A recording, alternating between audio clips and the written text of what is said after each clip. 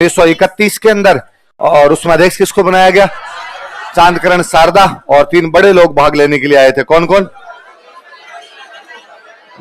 कस्तूरबा गांधी, मणिलाल कोठारी और काका काले। पहले इसका अधिवेशन करना तो कहां पे था? जोधपुर, लेकिन नेता गिरफ्तार कर लिए गए थे। कौन कौन? जयेंद्र नारायण व्यास, आनंदराज सुराणा और भंवरलाल सर्राफ। और इनको कौन सी अदालत में मुकदमा चलाया गया? अच्छा, ये मारवाड़ देसी राज्य लोक परिषद बनी कब थी? 1929। और बनाई किसने थी? जयेंद्र नारायण व्यास ने बनाई थी। इससे पहले एक संगठन हुआ करता मारवाड़ सेवा संघ, वो कब बना था और वो किसने बनाया था? और इस संगठन ने एक आंदोलन चलाया था, तोल आंदोलन, क्योंकि एक शेर में कितने तोले होते थे और घटा के कितने कर दिए गए थे? 80। मारवाड़ हितकारिणी सभा कब बनी थी? 1918 में। किसने बनाई थी? चांदमल सुराणा ने बनाई थी। लेकिन इसका पुनर्गठन किया गया था 5 साल बाद। किसके द्वारा? जयेंद्र नारायण व्यास के द्वारा इसका पुनर्गठन किया गया था। और जो बूंदी वाला प्रजामंडल था वो किसने बनाया था? नित्यानंद, कांतिलाल और ऋषिदत्त मेहता। ऋषिदत्त मेहता एक अलग संगठन बना लेते हैं, बूंदी देसी राज्य लोक परिषद। अखबार निकालते थे, कितने दिनों में आता? कहां से आना शुरू हुआ? कब आना शुरू हुआ? और खबरें कहां की आती थी? हाड़ौती की। जयपुर वाला प्रजामंडल बनाया किसने था? कर्पूर चंद पाठ ने। लेकिन इसका पुनर्गठन किसने किया और कब किया? और इसका अध्यक्ष किसको बना के गए? चिरंजी लाल मिश्र। और मंत्री कौन बनाया गया? हीरालाल शास्त्री। और इन्होंने बाद में कौन से किसान आंदोलन को समर्थन दे दिया? शेखावटी। किस साल दिया? 1938। उसी साल इन्होंने अपना क्या बुलाया? पहला अधिवेशन। और पहला अधिवेशन कब बुलाया गया? 8-9 मई 1938। कौन सी जगह पे? नथमल का कटला। अध्यक्ष कौन थे? जमनालाल बजाज। महिलाओं की सभा को संबोधित किसने किया? इतने में प्रजामंडल पे क्या लगा दी गई? रोक। तो प्रजामंडल ने क्या चलाया? सत्याग्रह। और बजाज जी को भारत छोड़ो आंदोलन के टाइम में कौन सा समझौता किया गया? जेंटलमैन एग्रीमेंट कब हुआ? सितंबर 1942। किस किस के बीच में हुआ? मिर्जा इस्माइल कौन थे? प्रधानमंत्री। और हीरालाल शास्त्री कौन थे?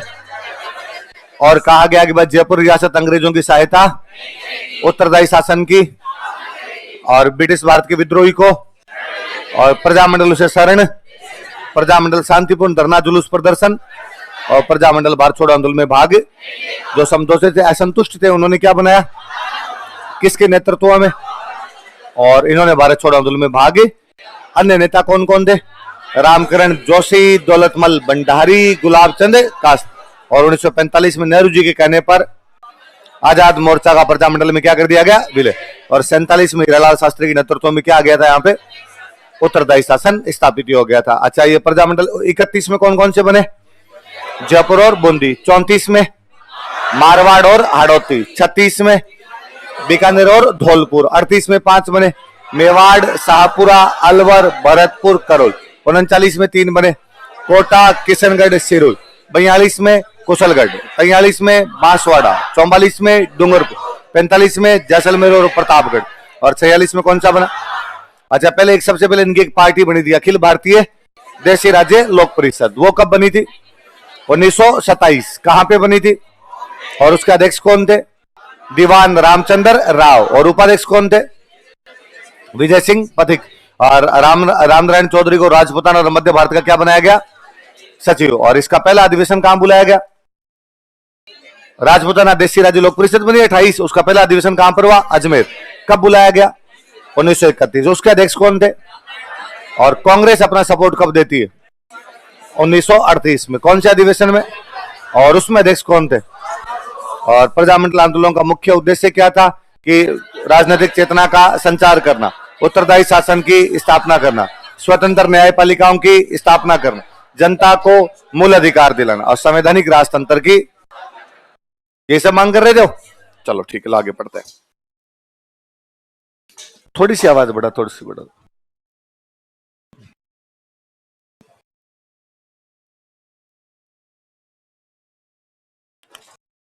कल हम पढ़ रहे थे कि भाई मारवाड़ देशी राज्य लोक परिषद का अधिवेशन बुलाना है। कहां पे? पुष्कर। 31 में ये लोग बाहर आए, और बाहर आने के बाद का भाई अपने को अधिवेशन बुलाना है। तो अधिवेशन के अंदर युवाओं की आवश्यकता भी होती है। बिना युवाओं के तो कोई पार्टी चल भी नहीं सकती, क्यों? बिना युवाओं के दरिया कौन बिछाए? पानी कौन छिड़के, है ना? इधर उधर के काम। और तो युवाओं की क्या ही आवश्यकता होती है। तो एक नया संगठन बनाया गया, मारवाड़ यूथ लीग। क्या बनाया गया? कब बनाया गया? तारीख याद रखनी है इसकी, 10 मई 1931। कौन सा संगठन है बताओ? मारवाड़ यूथ। बनाने वाले वो एक ही आदमी है, सारे संगठन एक ही आदमी ने बनाए हैं, जयनारायण व्यास। लिख लो।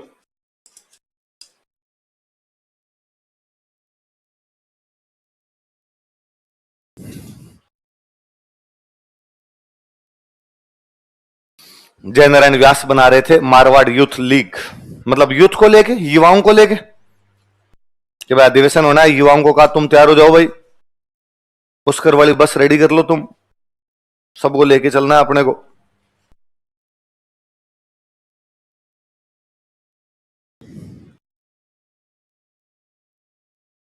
अच्छा, इतने में जोधपुर की गवर्नमेंट को पता चला कि यार ये तो युवाओं का संगठन और बना रखा है इन लोगों ने, और जोधपुर की गवर्नमेंट ऐसा विचार ही कर रही थी कि संगठन को बंद करेंगे, इस संगठन को, युवाओं का कोई संगठन नहीं चलाने देंगे यहां पे। तो संगठन वाले समझदार पड़े, संगठन वालों ने इसका नाम चेंज कर दिया भाई, मारवाड़ यूथ लीग नाम के एक संगठन को क्या किया जाएगा? बंद। इनका नाम चेंज करो, और एक नए नाम से इस संगठन को बना लिया, बाल भारत सभा। क्या बना ली? तो अब लगता है टाबरों का है, पहले तो क्या लग रहा था? युवाओं का, अब किसका लगता है? बच्चों। तो बच्चों वाले को तो कौन नहीं बंद करेगा, तो बाल भारत सभा बना ली। इसका जो नेता था उसका नाम था छगन राज चौपासनी वाला। क्या नाम था? जैसे मैंने उतारा ऐसा कैसे उतार लो, याद रह जाएगी आपकी बात। इसी का नाम बदल के किया गया था, छगन राज चौपासनी वाला। एक ही आदमी है ना, चौपासनी गांव पड़ता है जोधपुर के पास में, तो उस गांव का था इसलिए नाम पड़ गया चौपासनी वाला, छगन राज चौपासनी वाला।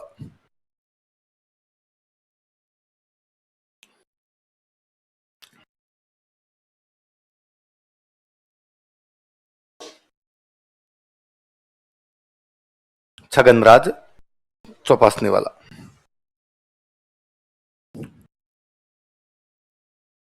ठीक है, तो मारवाड़ यूथ लीग का नाम बदल कर क्या कर दिया गया था? बाल भारत सभा। और उसके नेता कौन थे? भाई एक युवा को नेता बना दिया, भाई तुम संभाल लो। मैंने आपको बताया था कि 1929 में कांग्रेस का एक अधिवेशन होता है लाहौर। कहां पे होता है? जवाहरलाल नेहरू पहली बार अध्यक्ष बनते हैं, और कांग्रेस पहली बार मांग करती है पूर्ण स्वराज। किसकी मांग करती है? और नेहरू जी उसके अंदर कहते हैं कि आने वाली 26 जनवरी को हम आजादी का दिन मनाएंगे।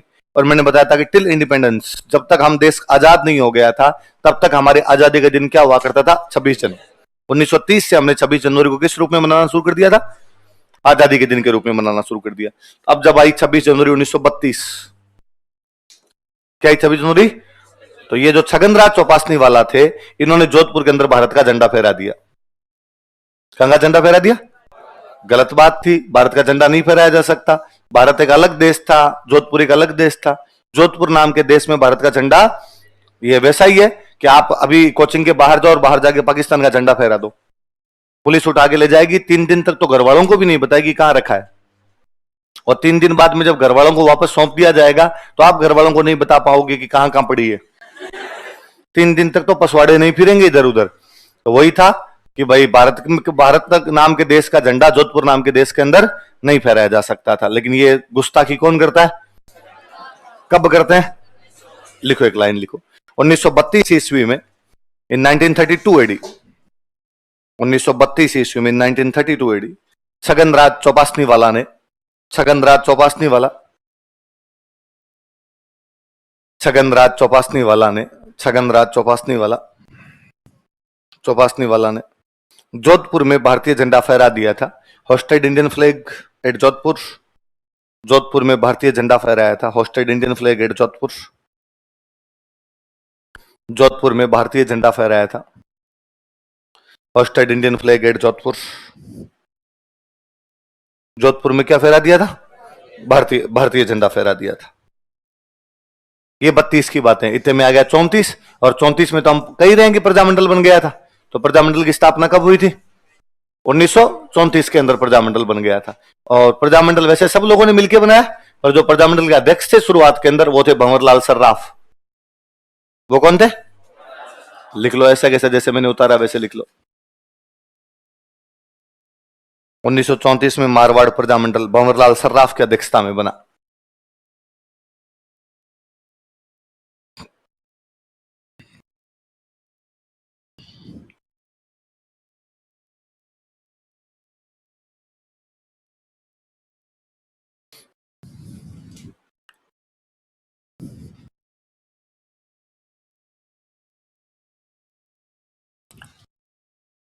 किसकी अध्यक्षता में? भंवरलाल। अब प्रजामंडल बन गया। 1936 में इस प्रजामंडल ने दो काम किए, दो आंदोलन चलाए। एक आंदोलन का नाम है कृष्णा आंदोलन, पर वो कोई दिवस मनाया गया था, क्वेश्चन पूछा हुआ इसलिए अपने कृष्णा दिवस के नाम से याद कर लेते हैं। एक चलाया था शिक्षा दिवस। सुनना एक बार, बाद में उतारना आप, एक बार थोड़ी बात सुन लो ताकि याद रहेगा। कृष्णा दिवस मनाया गया था बॉम्बे। कहां पे मनाया गया?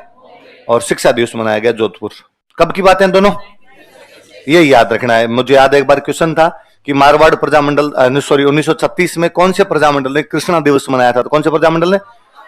हुआ क्या था, कृष्णा नाम की एक लड़की थी, उसका किडनैप हो जाता है और पुलिस उसको पकड़ पाने में अभी तक समर्थ नहीं थी। तो यहाँ के लोगों ने, प्रजामंडल के लोगों ने बॉम्बे के अंदर, प्रजामंडल वाले ज्यादातर सेठ थे, ज्यादातर या राजस्थान से बाहर रहा करते थे, बॉम्बे वगैरह वहां बिजनेस करते, और उन्होंने बॉम्बे के अंदर आंदोलन चलाया कि जिस कृष्णा नाम की लड़की का किडनैप किया गया है, जल्दी से जल्दी उस लड़की को उसके घर वालों तक पहुंचाया जाए और उसके जो भी किडनैपर्स हैं उनको जल्दी से जल्दी सजा दी जानी चाहिए। तो कृष्णा नाम की लड़की की सकुशल बरामदगी के लिए जो दिवस मनाया गया, जो आंदोलन चलाया गया, उसका नाम क्या था? ऐसा कहां किया गया? कौन से प्रजामंडल द्वारा किया गया? कब किया गया? ऐसा कैसे? 8वीं तक की फीस बढ़ा दी गई थी। वो जो बढ़ी हुई फीस है, उस फीस के खिलाफ जो आंदोलन चलाया गया, शिक्षा आंदोलन, तो उसके अंदर दिवस कौन सा मनाया गया? शिक्षा दिवस। ये कहां मनाया गया? ये भी किस साल की बात है? ये भी कौन से प्रजामंडल की बात? याद रह जाएगा, सिंपल कोई आएगा, कृष्णा दिवस, शिक्षा दिवस, कौन सा प्रजामंडल मनाता था? कौन सा प्रजामंडल था? लिख, ऐसा कैसे उतार लो। इंग्लिश में भी ये लिखना, कृष्णा दिवस, शिक्षा दिवस, दिवस लिखना, डे मत करना इनका।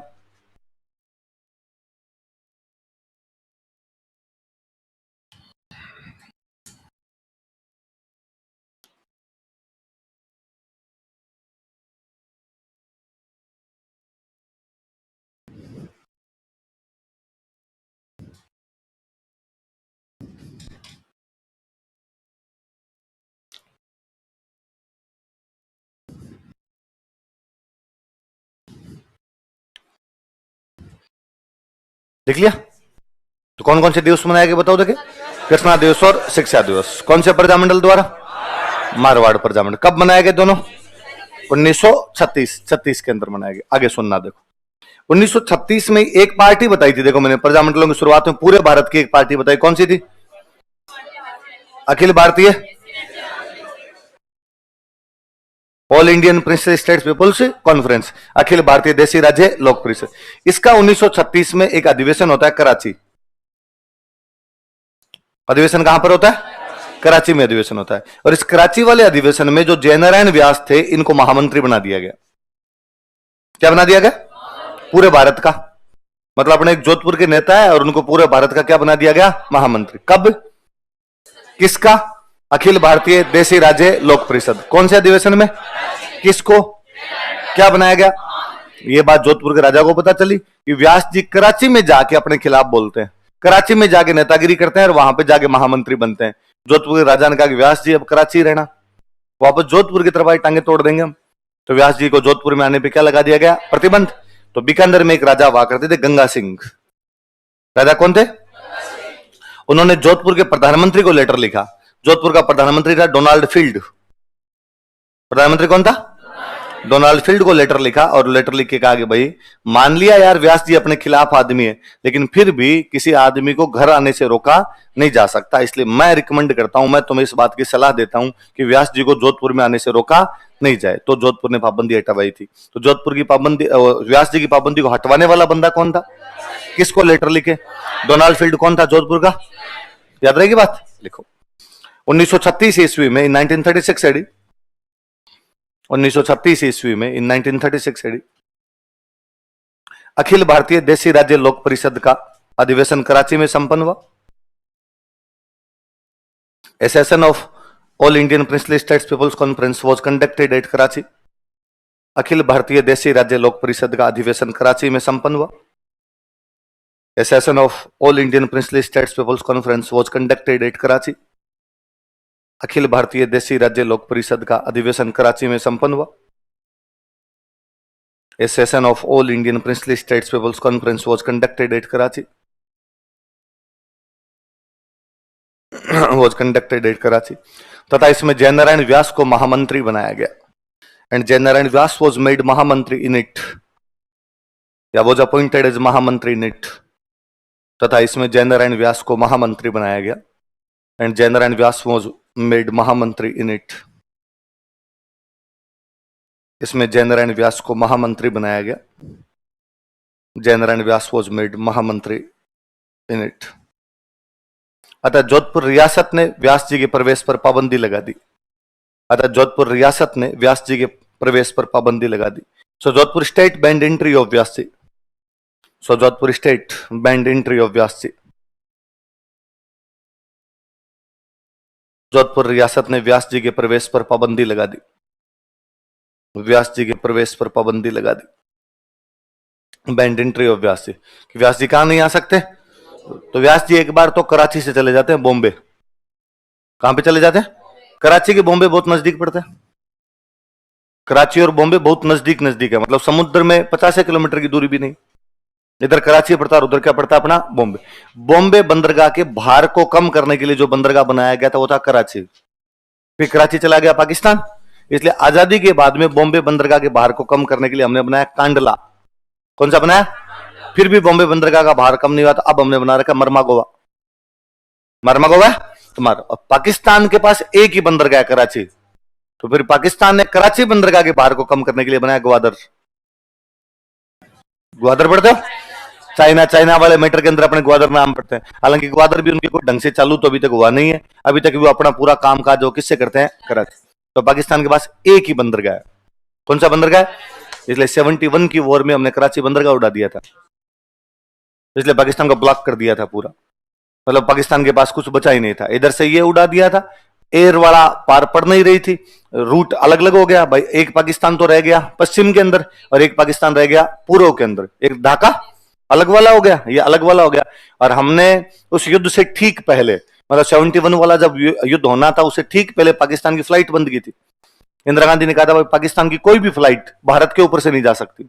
एयर रूट बंद कर दिया था उनका कि भाई आप, वरना एयर रूट था सीधा कि आप लाहौर से उड़ो, इंडिया के ऊपर से क्रॉस करते हुए ढाका चले जाओ, तो 15 मिनट का रास्ता। इंडिया आएगी तो क्रॉस करना है। अब हमने करना, अब उनके फिर वैसे आते थे, वो पाकिस्तान से ईरान जाते, ईरान से श्रीलंका आते, श्रीलंका से बांग्लादेश जाते। इधर नया रूट कर दिया था हमने, और भारत ने बड़ा दिमाग लगाया था उसमें। पहले तो श्रीलंका के साथ हमने एक संधि की और श्रीलंका को कहा कि तुम्हारे जितने भी एयरपोर्ट है उनकी सुरक्षा हमें दे दो। श्रीलंका बड़ा गरीबड़ा सा देश है और तब अपनी बातें भी सारी माना करता था, नया नया आजाद हुआ था, अपने साथ ही आजाद हुआ था, छोटा सा देश और था। तो श्रीलंका के सारे एयरपोर्ट की सुरक्षा कौन करती थी? Indian army. तो श्रीलंका के सारे एयरपोर्ट पे इंडियन आर्मी, पहले वहां पे इंडियन आर्मी डिप्लॉय की हमने। फिर हमने पाकिस्तान को कहा कि तुम्हारा कोई भी जहाज हमारे एयर रूट से जाना नहीं चाहिए। तो पाकिस्तान के जहाज कौन से एयर रूट से जाएंगे? श्रीलंका। अब पाकिस्तान का जहाज पहले श्रीलंका आता, श्रीलंका पे रुकता, श्रीलंका में रुक के फिर ढाका की तरफ निकलता। तो पाकिस्तान की आर्मी जब पाकिस्तान से बांग्लादेश की तरफ जा रही थी, जब लाहौर से ढाका की तरफ जा रही थी, तो श्रीलंका रुक रुक के जाती। इंडियन आर्मी एक एक बात की सूचना दिया करती थी, कितने फौजी गए कितने रह गए। 71 का वॉर स्ट्रेटजी है, इतना गजब तरीके से लड़ा हुआ था हमारा 71 का, और जिसकी हद नहीं है। मतलब 71 का वॉर यदि कोई पढ़े तब लगे कि यार उस समय इंडिया किस पीक के ऊपर था हर मामले के अंदर, कि उन्होंने पाकिस्तान को अलग थलग करके रख दिया था। वरना कब देखा कि दुनिया में किसी देश के इस प्रकार दो टुकड़े कर दिए गए? ये केवल भारत ने ही कारनामा किया था। फिर भारत का थल सेना देखता सेम मानेकशॉ। इंदिरा गांधी ये चाहती थी कि मई में हमला कर दिया जाए। हमला कब कर दिया जाए? सैम को बुलाया गया, सैम को बुला के इंदिरा गांधी ने कहा कि जनरल सैम, मई के अंदर पाकिस्तान के दो टुकड़े हो जाने चाहिए। जनरल सैम ने कहा कि नो बेबी, मई में नहीं। जनरल सैम एकमात्र आदमी थे जो इंदिरा गांधी को बेबी बोल दिया करते थे। तो कब करोगे? तो उनका दिसंबर। वाई दिसंबर? मई में क्यों नहीं? तो उनका दिसंबर के अंदर बर्फ गिरनी शुरू हो जाएगी, और जब बर्फ गिरनी शुरू होगी तो चाइना की तरफ से पाकिस्तान को मदद नहीं मिलेगी। वरना चाइना मदद करेगा आपको मई के अंदर यदि आप हमला कर देते हो, वरना हिमालय में बर्फ गिरेगी और हिमालय हमारे लिए सुरक्षा का काम करता है। और जब इधर बर्फ गिरनी शुरू हो जाएगी तो चाइना की तरफ से पाकिस्तान ब्लॉक हो जाएगा, और जब चाइना से ब्लॉक हो जाएगा तो पाकिस्तान को अकेले को तो कूटेंगे, पकड़ पकड़ के मारेंगे इसको। तो पाकिस्तान को कूट के रख दिया था, तीनों मोर्चों पे रहा था। जैसलमेर वाली बाउंड्री के अंदर घुसे थे, पंजाब वाली बाउंड्री के अंदर घुसे थे, ढाका वाली बाउंड्री के अंदर घुसे थे। किसी देश को तीनों तरफ से कब्जा कर लिया था हमने। तो लाहौर से तो 17 किलोमीटर इधर रही थी इंडियन आर्मी। तो मुझे सबसे अच्छा फोटो इंडियन आर्मी का वो लगता है जिसके अंदर एक जीप खड़ी है, पीछे एक पुलिस थाना है, आगे एक जीप खड़ी है, इधर एक मील का पत्थर लगा हुआ जिसपे लिखा लाहौर 17 किलोमीटर, पुलिस थाने का कुछ नाम लिखा हुआ है। उस जीप के बोनेट के ऊपर एक इंडियन सोल्जर बैठा बैठा चाय पी रहा है। कि मतलब अब हम लाहौर से 17 किलोमीटर दूर है, वहां तक पहुंच गए थे हम। तो चारों तरफ ही कब्जा कर लिया था हमने पाकिस्तान। ढाका पहुंच गए थे हम। ढाका पहुंचने वाला तो अपना जनरल और था, general Sagat Singh, lieutenant general Sagat Singh, अपने राजस्थान की ओर थे, जिनके नाम पर ये वैशाली नगर वाली रोड है।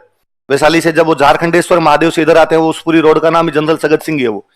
तो अपने यहाँ का पूर्वी कमान का, ईस्टर्न कमान का और जनरल हुआ करता जगजीत सिंह अरोड़ा, जग्गी। तो जग्गी की पोस्टिंग थी यहाँ पे अरुणाचल प्रदेश में। और जग्गी ने सगत सिंह को कहा कि सगत सिंह तुम्हें ढाका जाना है। तो ढाका से जस्ट पहले एक नदी आती है मेघना, जो में पढ़ते हैं मेघना। तो कहा तुम मेघना के पास जाके रुक जाओ, और तुम्हें मान लो टाइम दिया कि तुम्हें सुबह 8 बजे तक मेघना पहुंच जाना है। तो उनका ठीक है, पहुंच जाएंगे। अब ये सगत सिंह ये 6 बजे मेघना पहुंच गए। तो अब वो फौजी आदमी होता है, तो कहा साहब हम तो 6 बजे पहुंच गए, अपने को टाइम कितना मिला था कि 8 बजे, अब क्या करें? तो कहा क्रॉस कर लेते हैं मेघना। तो कहा तो ऑर्डर ही नहीं थे क्रॉस करने के। तो कहा ऑर्डर ये थे 6 बजे तक, 8 बजे तक मेघना पहुंचना है। अब जब जल्दी आ गए तो बैठे बैठे क्या करेंगे? तो ये मेघना क्रॉस करके ढाका में घुस गए। और ढाका में घुसते ही तो बांग्लादेश की जनता भयंकर राजी थी, भयंकर राजी थी। पाकिस्तान की सेना ने सरेंडर किया। बांग्लादेश की मतलब कॉलेज की लड़कियों ने भारतीय फौजियों के गले लग लग के इतने किस किए थे जिसकी हद नहीं। इंडियन सोल्जर उस दिन यूं भयंकर तरीके से थे, छाए हुए थे ढाका के अंदर। ओके भाई, बांग्लादेश को आजाद करवाया था यार हमने। अब ये समाचार मिले जग्गी को समाचार मिले कि यार इंडियन आर्मी तो घुस गई, सगत सिंह तो अंदर ही घुस गया। जग्गी का ऑर्डर क्या था, कहां तक जाना है? मेघना तक। तो जग्गी ने उधर से वापस ऑर्डर दिया, और जग्गी ने कहा सगत सिंह तुम किससे पूछ के अंदर घुसे और तुम्हें वापस आना चाहिए? तो सगत सिंह ने कहा दो ही हालत के अंदर मैं वापस आ सकता हूं, या तो पीएम कह दे कि वापस आना है, या ऑन माई डेड बॉडी, या तो मैं लाश के ऊपर से मेरी इंडियन आर्मी वापस जाएगी, या पीएम कह दे। तो जग्गी को लगा यार ये तो मामला गंभीर है भाई, ये मरेगा तो कैसे, डेड बॉडी पे तो कैसे लाएंगे? तो पीएम वाला रास्ता बताया। जग्गी खुद अड़ गए, और जग्गी ने कहा तो पीएम कहेगी इंडियन आर्मी वापस आएगी, ढाका पे मेरे से बिना पूछे कब्जा कैसे किया गया? तो बाद में पीएम के पास समाचार भेजा। पीएम मीटिंग ले रही थी, एक सारे आईएएस बैठे हुए थे, मंत्री बैठे हुए थे। बाबू जगजीवन राम रक्षा मंत्री हुआ करते थे अपने। बाबू जगजीवन राम के पास एक चिट्ठी भेजी किसी आईएएस ने। पहले आईएएस के पास फोन आया कि साहब ढाका कनकर्ड, ढाका जीत चुके हम। उसने जगजीवन राम के पास चिट्ठी भेजी। जगजीवन राम चिट्ठी पढ़ी और मैडम को पकड़े, मैडम की तरफ देखी। मैडम ने जैसे ली, इंदिरा गांधी नाची है।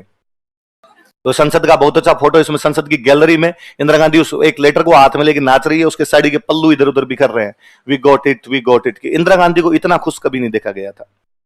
बांग्लादेश सामने चुटकी के अंदर जीता था। और उधर जो पाकिस्तान का कमांडर जो हमारे सामने सरेंडर, 95,000 सैनिकों का सरेंडर है, ना भूतो ना भविष्य थी। दुनिया के किसी भी इतिहास के अंदर इतने सैनिकों ने एक साथ गोडे नहीं टेके जीते पाकिस्तान वालों ने टेके, घुटने टिकाए थे हमारे सामने। 95,000 सैनिकों ने कहा कि हम काली गाय हैं तुम्हारी, मार मत देना। नियाजी कमांडर था उनका, नियाजी। तो नियाजी को कहा गया कि नियाजी सरेंडर कर। तो एक बहुत अच्छा फोटो है जिसके अंदर इधर जग्गी बैठे हुए, इधर नियाजी बैठा हुआ है। नियाजी की पिस्टल यहां पे बाहर रखी हुई है, और नियाजी को जग्गी पेन दे रहे हैं, और जग्गी वहां पर साइन कर रहा है। पीछे एक 6.5 फीट का लंबा सा एक जवान खड़ा, वो जनरल सगत सिंह है, वो जस्ट जो पीछे खड़ा है, और वहां पे नियाजी साइन कर रहा है। नियाजी ने पाकिस्तान को सरेंडर करवाया था ढाका में, इसलिए पाकिस्तान में नियाजी सरनेम गद्दार माने जाने लगा। लोगों ने नियाजी सरनेम लगाने बंद कर दिए। जो भी नियाजी जाति के मुसलमान थे वो अपने नाम के सरनेम आज दिन तक नहीं लगाते, कि नियाजी देखते लोगों को लगता है गद्दार है। इमरान खान नियाजी है, इसलिए आप इमरान, बाकी सबके उनके सरनेम है, आसिफ अली जरदारी, बेनजीर भुट्टो, नवाज शरीफ, सारे के सारे लगेंगे, इफ्तिखार अली चौधरी, सारे के सारे नाम के आगे सरनेम लगाएंगे। इमरान खान के सरनेम देखा कभी? वो नियाजी है। तो उसको लगता है नियाजी लगाते पाकिस्तान की जनता कहेगी गद्दार गद्दार है, तो बेचारे लगाते ही नहीं है। तो कराची बहुत बहुत नजदीक का बंदरगाह आपने एकदम, है ना। अपन जैसे अमृतसर लाहौर है, अमृतसर लाहौर के बीच में 35 मिनट की दूरी है।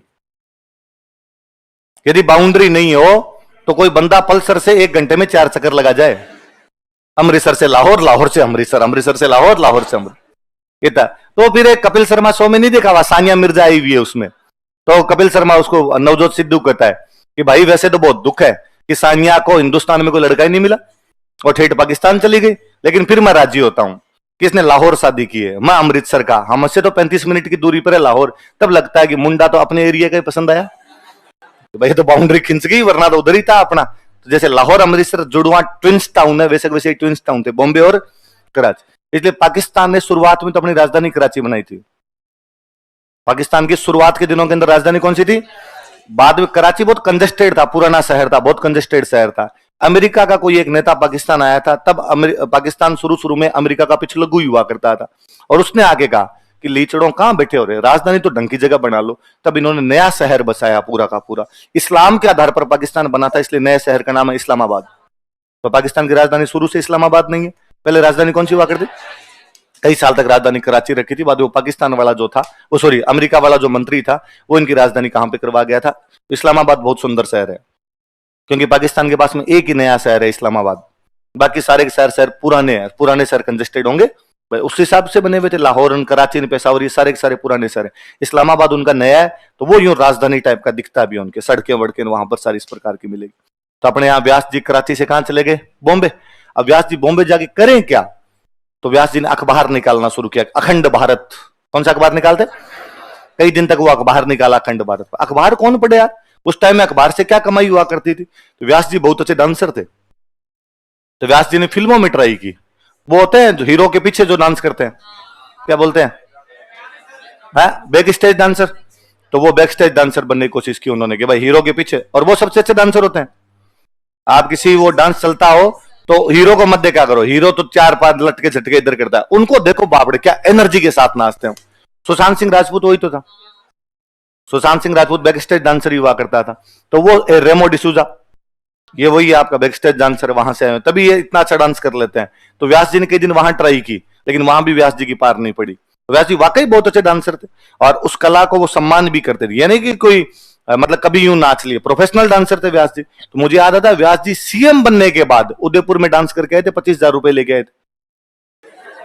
एक कार्यक्रम था और उस कार्यक्रम के अंदर व्यास जी डांस करने के लिए गए, और उदयपुर के महाराणा ने 25,000 रुपए का चेक दिया, और व्यास जी ने कहा ठीक है राजस्थान के काम आएगा। तो डांस तो वाकई बहुत अच्छा किया करते थे।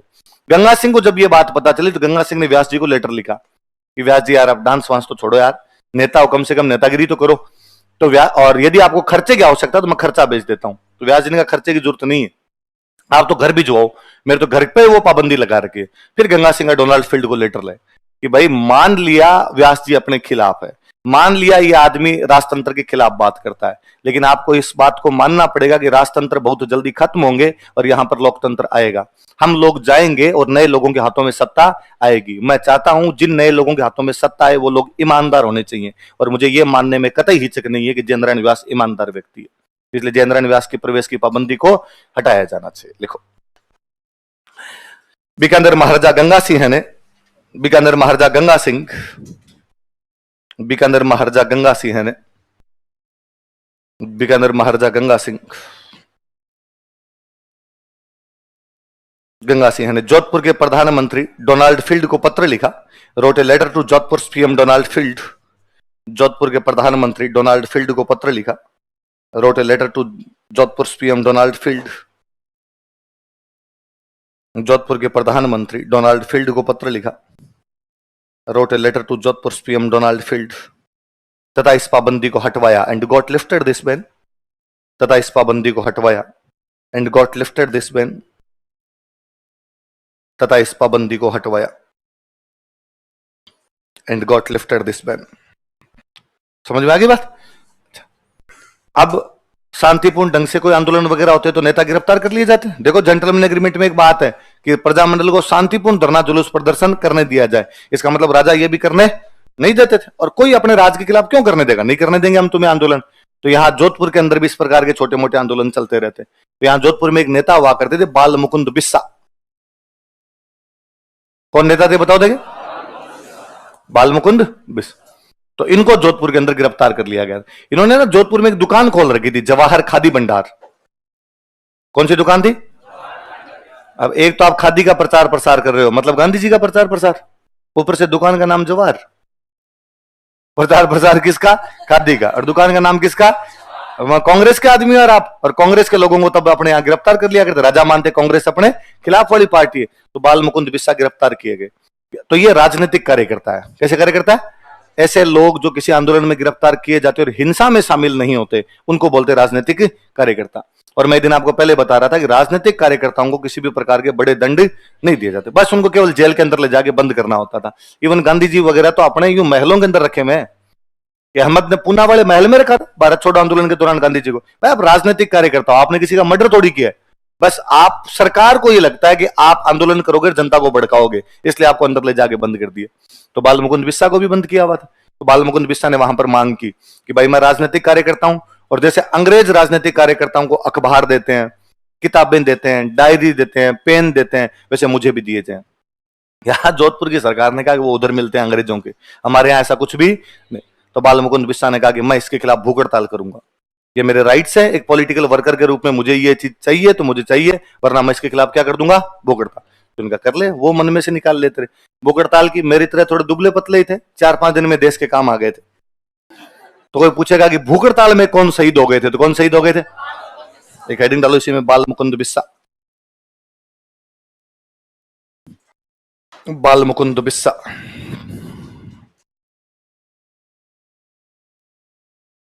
लिखो। इन्होंने जोधपुर में जवाहर खादी भंडार की स्थापना की थी।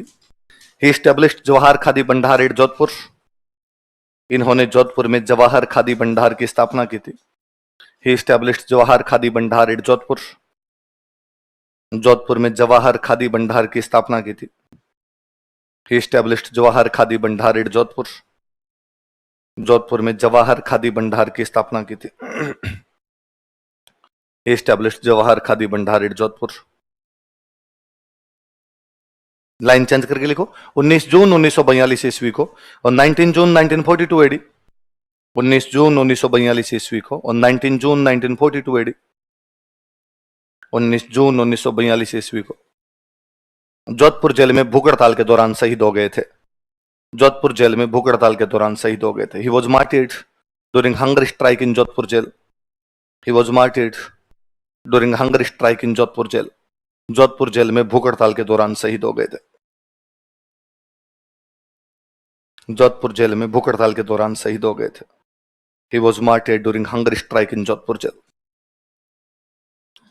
जोधपुर जेल में भूख हड़ताल के दौरान क्या हो गए थे, तो याद रहेगा। कुछ सिंपल क्वेश्चन पूछेगा, राजस्थान का कौन सा एक कार्यकर्ता भूख हड़ताल के दौरान शहीद हुआ था, तो कौन हुआ था। अब अपने पढ़ते हैं, या तो भगत सिंह के साथ में थे जतीन दास। भगत सिंह के साथ में कौन थे, जतीन दास। और जतीन दास 64 दिन की भूख हड़ताल के दौरान शहीद हुए थे। तो भारत में कोई भूख हड़ताल में शहीद हुआ वो तो कौन थे, जतीन दास। अपने राजस्थान में कोई शहीद हुआ वो कौन था। अच्छा, एक हेडिंग और डालो, बालकृष्ण कोल।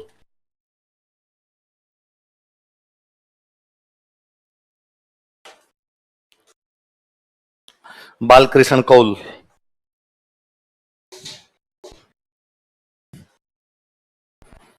बालकृष्ण कौल। आगे लिखो, एक लाइन लिखो फिर मैं समझाता हूं। इन्होंने अजमेर जेल में भूख हड़ताल की थी। He did hunger strike in Ajmer jail. इन्होंने अजमेर जेल में भूख हड़ताल की थी। He did hunger strike in Ajmer jail. इन्होंने अजमेर जेल में भूख हड़ताल की थी। कहां पे भूख हड़ताल की थी, अजमेर। इसको बॉक्स में बंद करो, बालकृष्ण कौल को केवल।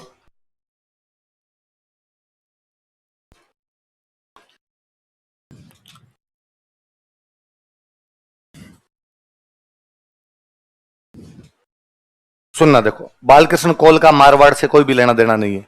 थोड़े नाम एक जैसे हैं, बाल मुकुंद और बालकृष्ण एक जैसे नाम है, याद रखना है। बाल मुकुंद बिस्सा जोधपुर के, जोधपुर जेल में भूख हड़ताल करते हैं, शहीद हो जाते हैं। बालकृष्ण कौल अजमेर के थे, अजमेर में भूख हड़ताल की थी, शहीद नहीं हुए थे, है ना। कई बार कोई पूछता है इनमें से, या कोई पूछेगा बालकृष्ण कौल ने कौन सी जेल में भूख हड़ताल की थी, और अपने जेल का दिमाग, भूख हड़ताल का दिमाग में बाल मुकुंद बिस्सा आता है, फिर अपने जोधपुर आता है, अगला पहला ऑप्शन जोधपुर और देता है ना। इन्होंने कहां पर भूख हड़ताल की थी, अजमेर। या कई बार कोई क्वेश्चन देता है इनमें से किस व्यक्ति ने अजमेर में भूख हड़ताल की थी, भूख हड़ताल कहते हैं अपने बाल मुकुंद बिस्सा दिमाग में आता है, पहला ऑप्शन बाल मुकुंद बिस्सा होता है, पर नहीं, इसका उत्तर क्या होगा बाद में, बालकृष्ण कौल। बालकृष्ण कौल बाद में राजस्थान के बहुत बड़े नेता बने थे। 62 के अंदर बालकृष्ण कौल राजस्थान के सीएम बन जाते, लेकिन बाद में यहां पर वो मोहनलाल सुखाड़िया का रिप्लेस इन लोगों को मिला ही नहीं था। बीच में 1962 के आसपास के अंदर, और 62 के 57 के बाद में कांग्रेस के अंदर एक प्लान आया था, कामराज प्लान। कौन सा प्लान आया था, तुम्हारे नाम नहीं सुने मेरे, कामराज प्लान। मर जाओ, सुना हो तो बता क्या था। हाँ, नहीं, ना ना ना, थोड़ा सा है तो वैसा ही, पर तुम गलत बता रहे हो थोड़ा। ये था कामराज प्लान, ये था कि भाई कांग्रेस एक पार्टी हुआ करती थी, है ना, और कांग्रेस पार्टी ने पहले अंग्रेजों के खिलाफ आंदोलन चलाया, और बाद के अंदर देश के अंदर क्या बना ली, सरकार। और केवल देश में ही नहीं, बाकी प्रांतों के अंदर भी सरकार किसकी बनती थी, कांग्रेस की बनती। 57 के अंदर कांग्रेस केरल में हार गई थी। कहां पर हार गई थी, भारत की पहली नॉन कांग्रेस गवर्नमेंट यदि कहीं पर आई थी तो वो कहां पर आई थी? केरल। कम्युनिस्टों की गवर्नमेंट आ गई थी केरल के अंदर।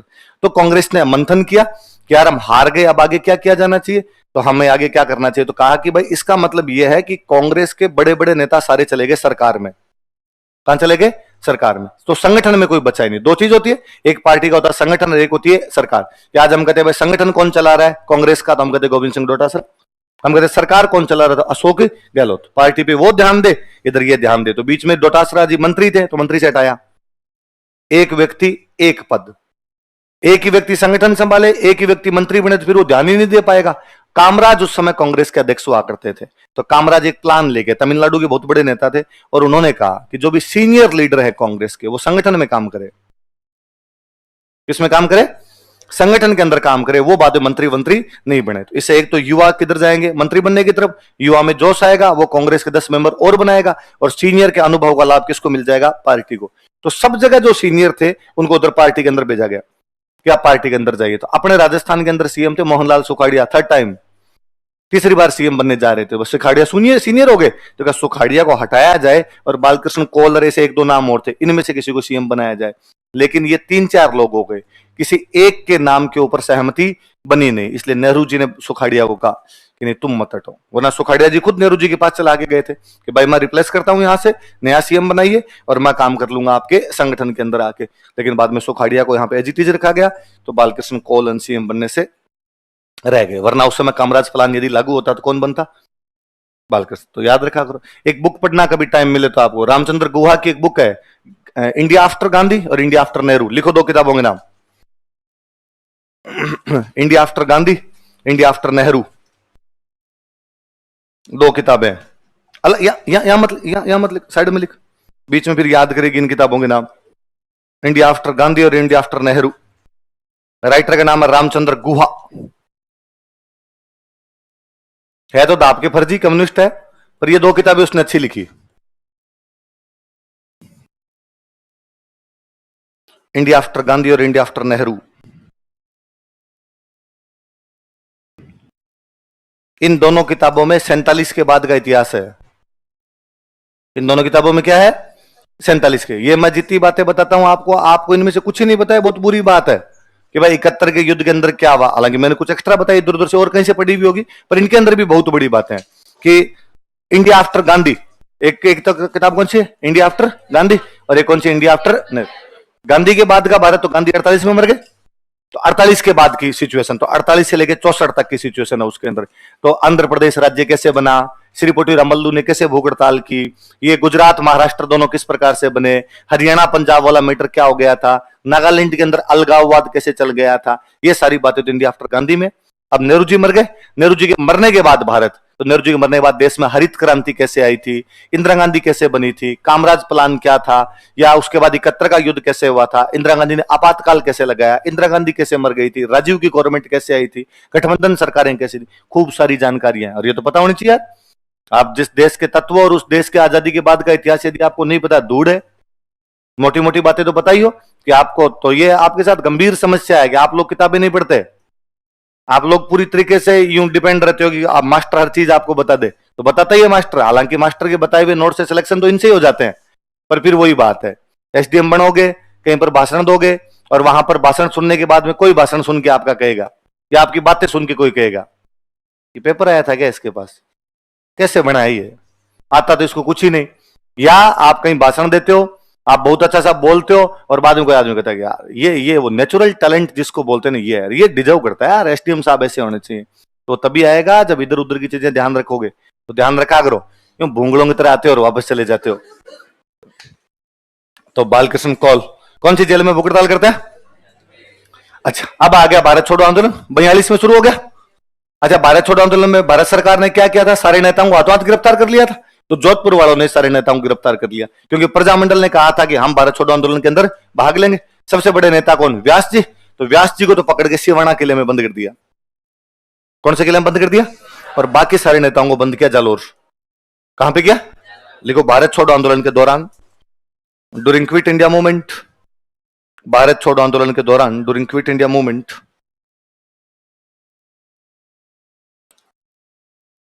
भारत छोड़ो आंदोलन के दौरान, ड्यूरिंग क्विट इंडिया मूवमेंट, और ये बुक हिंदी इंग्लिश दोनों में आती है। हिंदी में वैसे आएगी, गांधी के बाद का भारत और नेहरू के बाद का भारत। भारत छोड़ो आंदोलन के दौरान जयनारायण व्यास को सिवाना किले में नजरबंद किया गया था। Jainarayan Vyas was house arrested in Siwana fort. Jainarayan Vyas को सिवाना किले में नजरबंद किया गया था। Jainarayan Vyas was house arrested in Siwana fort. Jainarayan Vyas was house arrested in Siwana fort.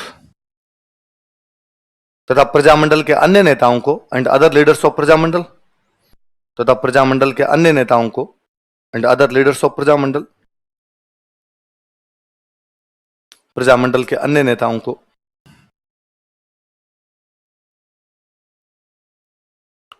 Jalore किले में नजरबंद किया गया था। Were house arrested in Jalore fort. Jalore किले में नजरबंद किया गया था। Were house arrested in Jalore fort. Jalore किले में नजरबंद किया गया था। Were house arrested in Jalore fort. कहां पे नजरबंद किया गया? जालोर किले। हेडिंग डालो, एक चंडावल घटना, चंडावल इंसिडेंट।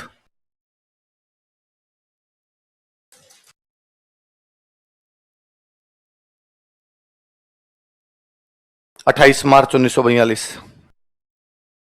चंडावल, चंडावल पाली के अंदर एक गांव पड़ता है। चंडावल घटना, चंडावल इंसिडेंट। चंडावल कहां पे पड़ता है? पाली।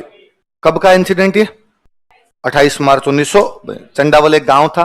प्रजामंडल वालों की एक मीटिंग हो रही थी, किसान भी शामिल थे। प्रजामंडल और किसानों की मीटिंग थी। चंडावल के सामंत ने उन पर लाठीचार्ज करवा दिया था। क्या करवा दिया था? कोई सिंपल आपसे पूछेगा, एक बार क्वेश्चन पूछा हुआ है, चंडावल घटना कौन से प्रजामंडल से जुड़ी हुई है? तो कौन से प्रजामंडल से? लिख लो। प्रजामंडल की सभा पर, प्रजामंडल की सभा पर चंडावल के सामंत ने लाठीचार्ज करवा दिया था। Federal Lord of Chandawal ordered for lathi charge on assembly of Prajamandal. Feudal Lord of Chandaval ordered for lathi charge on assembly of Prajamandal. Chandawal के सामंत ने प्रजामंडल की सभा पर लाठीचार्ज करवा दिया था। चंडावल के सामंत ने प्रजामंडल की सभा पर लाठीचार्ज करवा दिया था। ordered for lathi charge on assembly of Prajamandal. ordered for lathi charge on assembly of Prajamandal. अगला लिखो, एक डाबड़ा कांड, डाबड़ा इंसिडेंट या डाबड़ा ट्रेजेडी लिख लो। डाबड़ा कांड या डाबड़ा ट्रेजेडी।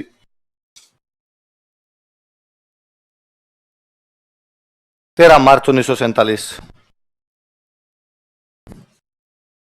डाबड़ा नागौर के अंदर एक गांव पड़ता है। डाबड़ा ट्रेजेडी, डाबड़ा इंसिडेंट कब का है? डाबड़ा कांड कब का है? 13 मार्च। इसका स्टार लगाना, ये 2012 के मेंस का सवाल है। 2012 के मेंस में पूछा था डाबड़ा कांड के बारे में आप क्या जानते हो। डाबड़ा कहां पे पड़ता है? नागौर। और डीडवाना, नागौर में एक जगह पड़ती है डीडवाना, तो डीडवाना के पास का एक गांव है। और यहां पर डीडवाना के सामंत ने लाठीचार्ज करवा दिया था। और कई किसान शहीद हुए थे। दो नाम याद रखना आपने, एक मोतीलाल जी और एक चुन्नीलाल जी। कौन कौन दो किसान है बताओ देखे? मोतीलाल जी और चुन्नीलाल जी नामक दो किसान क्या हो गए थे इसमें? सही। एक प्रजामंडल के बड़े नेता घायल हुए थे। भाई बड़े नेता मर तो नहीं सकते। मथुरालाल माथुर, मथुरादास माथुर, क्या नाम था? ये क्या हो गए थे इसके अंदर? घायल हो गए थे। और कई किसान शहीद हुए। जिन किसानों में कौन कौन थे? मोतीलाल जी और, लिखो। डीडवाना के सामंत ने, feudal lord of Didwana, Didwana के सामंत ने, feudal lord of Didwana Prajamandal तथा किसानों की एक सभा पर लाठीचार्ज करवा दिया। Ordered for lathi charge on assembly of Prajamandal and farmers. Ordered for lathi charge on assembly of Prajamandal and farmers. Prajamandal तथा किसानों की सभा पर लाठीचार्ज करवा दिया। प्रजामंडल तथा किसानों की सभा पर लाठीचार्ज करवा दिया। प्रजामंडल तथा किसानों की सभा पर लाठीचार्ज करवा दिया। Ordered for lathi charge on assembly of Prajamandal and farmers. इसमें कई किसान शहीद हो गए। Many farmers were martyred in it. इसमें कई किसान शहीद हो गए। Many farmers were martyred in it. इसमें कई किसान शहीद हो गए। Many farmers were martyred in it. जैसे नाम लिख लो, मोतीलाल जी, चुन्नीलाल जी।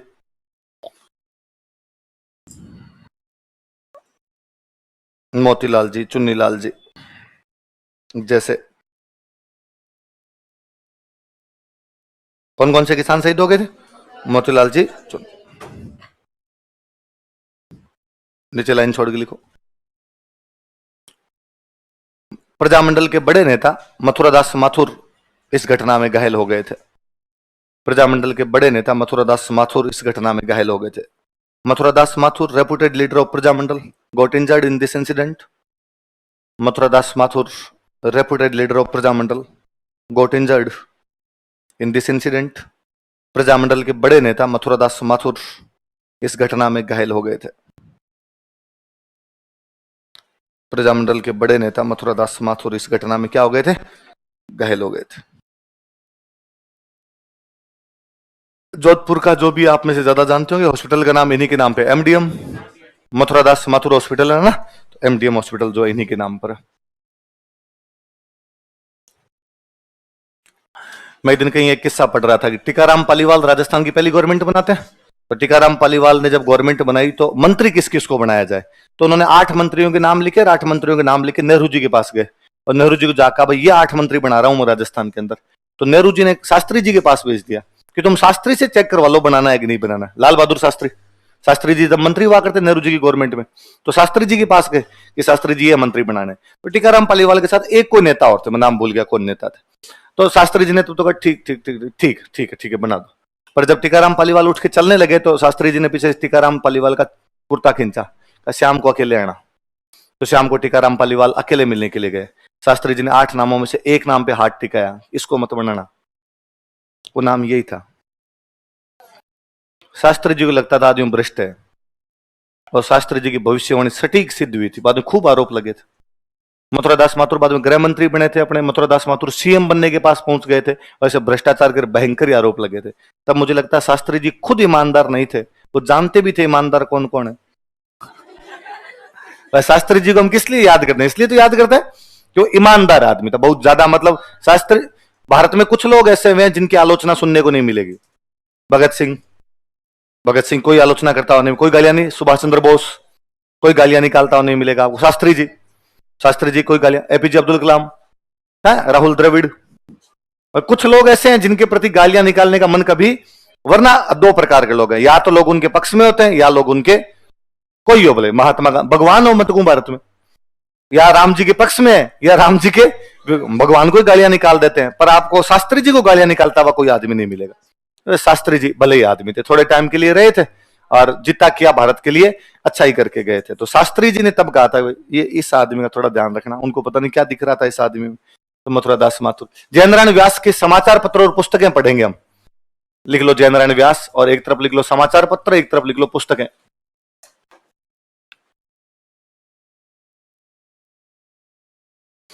ताकि यही याद हो जाए। कोई मेंस में पूछ लेगा कभी क्वेश्चन कि उन्होंने कौन कौन सी पुस्तकें लिखी और कौन कौन से समाचार पत्र पब्लिश किए।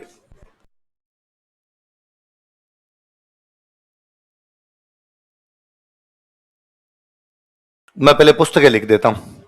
एक बुक लिखी मारवाड़ की अवस्था। कौन सी बुक लिखी? अब मुझे बताओ, वो यदि मारवाड़ की अवस्था लिखेंगे तो अच्छी बताएंगे कि बुरी बताएंगे? बुरी बताएंगे, बुरी बताएंगे। भाई मारवाड़ में राज कौन कर रहा है? राजा। तो व्यास जी राजा के राज को कैसे अच्छा बता सकते हैं? तो खिलाफ लड़ रहे हैं, तो उनका मारवाड़ की अवस्था बहुत खराब है, मारवाड़ का शासन अच्छा नहीं है। क्यों भाई, कैसा शासन आ रखा मारवाड़ में? उनका पोपा भाई को राज है। तो एक किताब लिखी पोपा भाई की पोल। कौन सी किताब लिखी? पोपा भाई की पोल, क्योंकि पोपा भाई की पोल चल रही है भाई इस टाइम। और एक किताब लिखी मार्च से संघर्ष क्यों। तो ऊपर वाली 2 के तो इंग्लिश में ऐसे कैसे लिखना, मारवाड़ की अवस्था और पोपा भाई की पोल। और ये एक अलग से कर लो, मार्च से संघर्ष क्यों, why struggle from march, why struggle from march, march से संघर्ष क्यों है? यही तो हो गया मारवाड़ की अवस्था है। मारवाड़ की, हाँ ऐसे लिखना, मारवाड़ की अवस्था, मारवाड़ की अवस्था, पोपा भाई की पोल और मार्च से संघर्ष क्यों, वाई स्ट्रगल फ्रॉम मार्च। ये 1947 में मार्च के आसपास में आंदोलन चलाने वाले थे जोधपुर के अंदर। तो उससे पहले किताब लिखी थी भाई हम मार्च में आंदोलन क्यों चलाए जा रहे हैं, हमारे आंदोलन के क्या क्या वो उद्देश्य रहे होंगे। तो उस किताब का नाम तो क्या हो गया, मार्च से संघर्ष क्यों। ये किताब कौन सी लिखी? मारवाड़ की। कि मारवाड़ की अवस्था अच्छी नहीं है, मारवाड़ का शासन अच्छा नहीं। तो कैसा शासन है मारवाड़ के अंदर? पोपा भाई की पोल। किसकी पोल है? तो अपने कोई हुई होगी यहाँ पे कोई महिला पोपा भाई नाम करके, और उसके टाइम में मिसमैनेजमेंट हुआ होगा, मिस रूल रहा होगा। तो आज भी गांव में कहते हैं कि भाई यूं कोई ऐसा राज जिसके अंदर कोई भी धनी धोरी नहीं हो, अरे पोपा भाई को राज। और कांग्रेस वाले जब भी वसुंधरा जी सीएम बनते हैं तो कांग्रेस वाले हमेशा कहते हैं किसका राज आ गया? तो मुझे इस इतिहास को जानने में बड़ी रुचि है कि पता लगाया जाए कि नाथी के बड़े वाले नाथी थी कौन है? पोपा बाई के राजवाड़ी पोपा बाई क्या करके गई थी ऐसा कि आज भी कहा जाता है किसका राज है? कोई ना कोई तो रही होगी ना, तभी तो ऐसा कहा जाता है। भाई ये बहुत फेमस डायलॉग है, डोटासरा जी ने बोल दिया इसलिए फेमस हो गया। मैं क्लास में 10 साल से बोलता हूं मैं, पर तब किसी का ध्यान नहीं जाता क्योंकि सुना हुआ नहीं, अब वो फेमस हो गया। वरना घरों में गांव में बोल देते हैं कोई भी, अगर नाथी को बड़ो है कैसे घुस जाएगा तो हमारे घर के अंदर आके, तो मतलब हर कोई इसका मतलब नाथी के बाड़े में हर कोई चला जाता था। भाई यही मतलब हुआ ना कि भाई इसको नाथी का बड़ा समझ रखा गया। इसका मतलब यदि ये नाथी का बड़ा होता तो कोई भी आदमी यहां पे आ सकता था। ये नाथी का बड़ा नहीं है इसलिए तुम यहां पर घुसे। वो पोपा भाई की पोल। तो पोपा भाई थी कौन? इन पोपा का इतिहास भी तो पता लगाया जाए। तो 3 किताबें कौन कौन सी बताओ देखिए? पोपा भाई की पोल और मार से संघर्ष, समाचार पत्र लिखो। एक अभी मैं बता रहा था बॉम्बे से जाके अखबार निकालते थे, अखंड भारत। कौन सा अखबार था?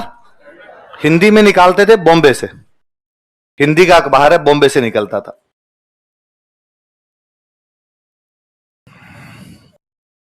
एक अखबार था पीप, नाम से पता चलता, अंग्रेजी में, दिल्ली से निकालते थे।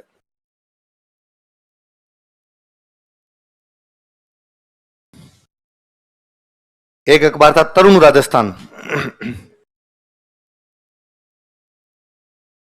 यह भी हिंदी का अखबार है, ये अपने ब्यावर से निकालते थे।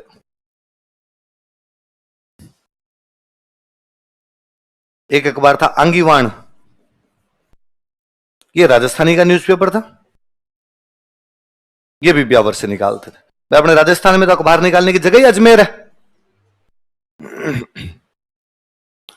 अखंड भारत बॉम्बे से, पीप दिल्ली से, तरुण राजस्थान अंगीवाण दोनों कहां से निकलते थे? ब्यावर।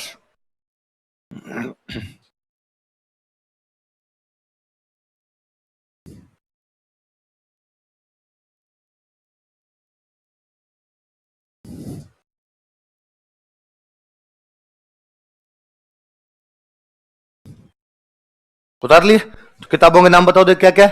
मारवाड़ की अवस्था, पोपाबाई की पोल और मार से संघर्ष। क्यों? अखबार कौन कौन से? अखंड भारत हिंदी में बॉम्बे, पीप अंग्रेजी में दिल्ली, तरुण राजस्थान हिंदी में ब्यावर, अंगीवाण राजस्थानी में। अंगीवाण राजस्थानी भाषा का पहला पॉलिटिकल न्यूज़पेपर है। इससे पहले राजस्थानी भाषा के अंदर कोई भी पॉलिटिकल न्यूज़पेपर, इसके नीचे लिख लो, यह राजस्थानी भाषा का पहला राजनीतिक समाचार पत्र था। It was first political newspaper in Rajasthani language.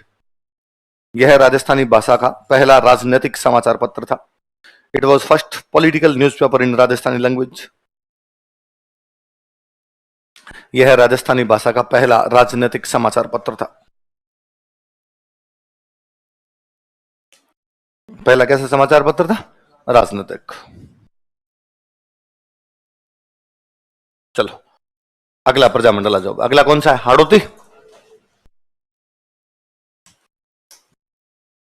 Hadoti Prajamandal.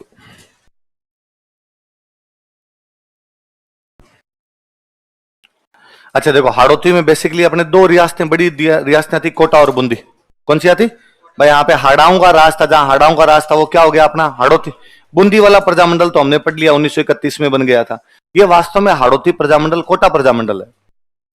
कौन सा प्रजामंडल है? अब बना तो इन लोगों ने 34 में लिया था, लेकिन काम नहीं कर पाया है, और 5 साल बाद में पुनर्गठन हुआ। मैंने बताया था पुनर्गठन अपने हमेशा कितने साल बाद में? 5। इसलिए 1939 में मैंने कोटा फिर लिखा है ना? तो कोटा वाला 2 बार बना है। पहले किस नाम से बना है? हाड़ौती। कब बना? 1934। दोबारा किस नाम से बना? कोटा। और दोबारा कब बना? 1939। याद रहेगा? संस्थापक लिखो, नैनूराम शर्मा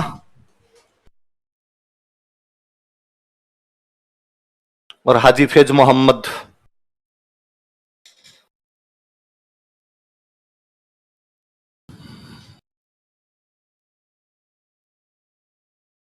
नैनूराम शर्मा और हाजी फैज मोहम्मद।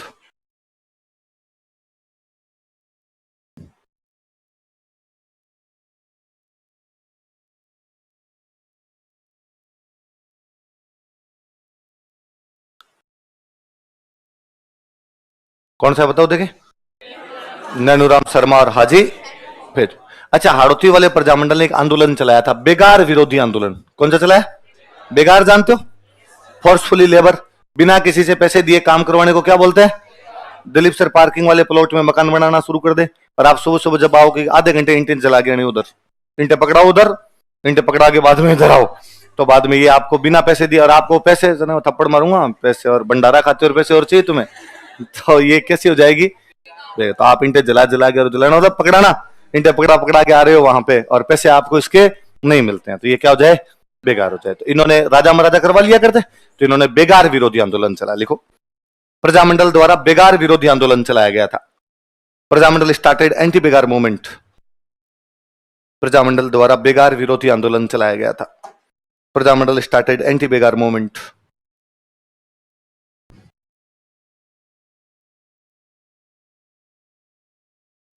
प्रजामंडल स्टार्टेड एंटी बेगार मूवमेंट। इतने में प्रजामंडल ही बंद हो गया, बेगार खुद की खत्म हो गई। अगला कौन सा है? बीकानेर। लिखो, बीकानेर प्रजामंडल।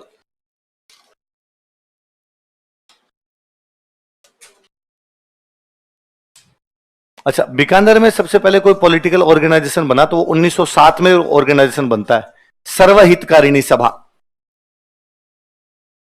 कौन सा बनता है? उनका हम सबका हित करेंगे भाई, सर्वहितकारिणी सभा। और ये सभा बनी चूरू में। कहां पर बनी? चूरू। बीकानेर रियासत का पार्टी हुआ करता। बनाने वाले दो बंदे थे, एक बंदे का नाम था कन्हैयालाल ढूंढ। क्या नाम था? खो जाते होंगे तो घर वाले ढूंढ ढूंढ के लाते होंगे। एक बंदे का नाम था स्वामी गोपाल दास। कौन बंदे? सुनो एक बार, बाद में लिखना आप। कौन सी पार्टी बनी बताओ देखे? सर्वहितकारिणी सभा। कहां बनी? कब बनी? कौन कौन दो आदमी बना रहे? नाम क्या पार्टी का दोबारा बताओ? सर्वहित। सबका क्या करेंगे? हित।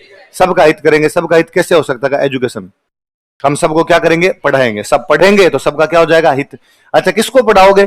का जो नहीं पढ़ सकते, जिनको गवर्नमेंट एजुकेशन नहीं दे रही, उनको पढ़ाएंगे। जैसे कौन नहीं पढ़ रहे? तो कहा भाई दलित स्कूल नहीं जा रहे हैं।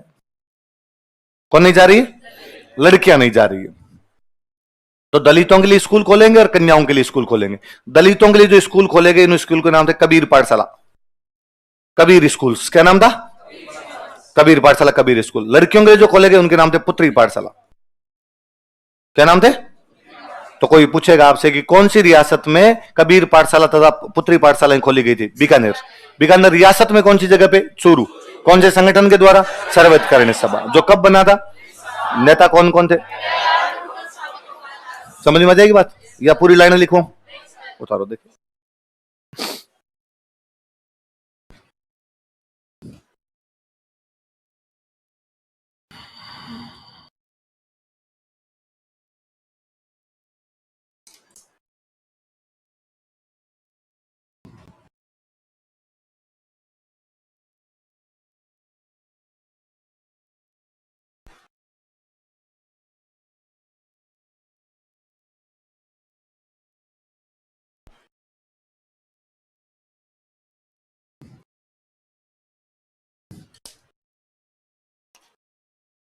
दलितों के लिए और गर्ल्स के लिए पुत्री पाठशालाएं खोली गई, पुत्री स्कूल्स।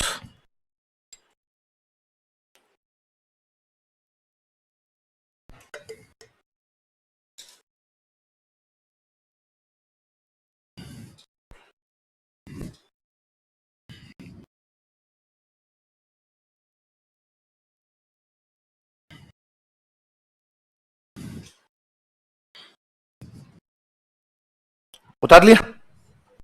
कौन सी पार्टी है? सर्वहितकारिणी सभा। कब बनी है? 1907। कहां पे बनी है? चूरू में। किस किसने बनाई है? कन्हैयालाल ढूंढ, स्वामी गोपाल दास। और इन्होंने स्कूलें खोली, दलितों के लिए कबीर पाठशालाएं, लड़कियों के लिए पुत्री पाठशाला। अच्छा सुनो, अभी मैं वापस बात बता रहा था कि 1929 में कांग्रेस का लाहौर में अधिवेशन हुआ। नेहरू जी अध्यक्ष बने, पूर्ण स्वराज की मांग की, और कहा कि 26 जनवरी से हम क्या मनाएंगे? हमारे आजादी का दिन। आ गई भाई 26 जनवरी। तो 26 जनवरी 1930 को पहला आजादी का दिन इसी दिन मनाया था। दो आदमी, एक तो ये ऊपर वाला बंदा आपके स्वामी गोपाल दास, पढ़ा ऊपर नाम एक, स्वामी गोपाल दास। और एक बंदे और थे, चंदनमल बहेड़। क्या नाम बंदे का बताओ देखे? दो आदमियों के नाम बोलो दोबारा एक बार। चंदनमल बहेड़। इन दोनों ने चूरू के अंदर एक क्लॉक टावर था, घंटाघर था, एक धर्मस्तूप। क्या नाम है? यहां पे भारत का झंडा फहरा दिया। तो झंडा कहां पर फहराया गया? चूरू के धर्मस्तूप पर। किस किस के द्वारा? स्वामी गोपाल दास और चंद्रमल बहेड़ द्वारा। कब? 26 जनवरी 1930 ईस्वी को, 26 जनवरी 1938। 26 जनवरी 1930 ईस्वी को, 26 जनवरी 1938। 26 जनवरी 1930 ईस्वी को स्वामी गोपाल दास तथा चंद्रमल बहेड़ ने, स्वामी गोपाल दास एंड चंद्रमल बहेड़, स्वामी गोपाल दास तथा चंदनमल बहेड़ ने, स्वामी गोपाल दास एंड चंदनमल बहेड़, स्वामी गोपाल दास तथा चंदनमल बहेड़ ने चूरू के धर्म स्तूप पर भारतीय झंडा फहरा दिया था। होस्टेड इंडियन फ्लैग ऑन धर्म स्तूप ऑफ चूरू। चूरू के धर्म स्तूप पर भारतीय झंडा फहरा दिया था। होस्टेड इंडियन फ्लैग ऑन धर्म स्तूप ऑफ चूरू। चूरू के धर्म स्तूप पर भारतीय झंडा फहरा दिया था। होस्टेड इंडियन फ्लैग ऑन धर्म स्तूप ऑफ चूरू।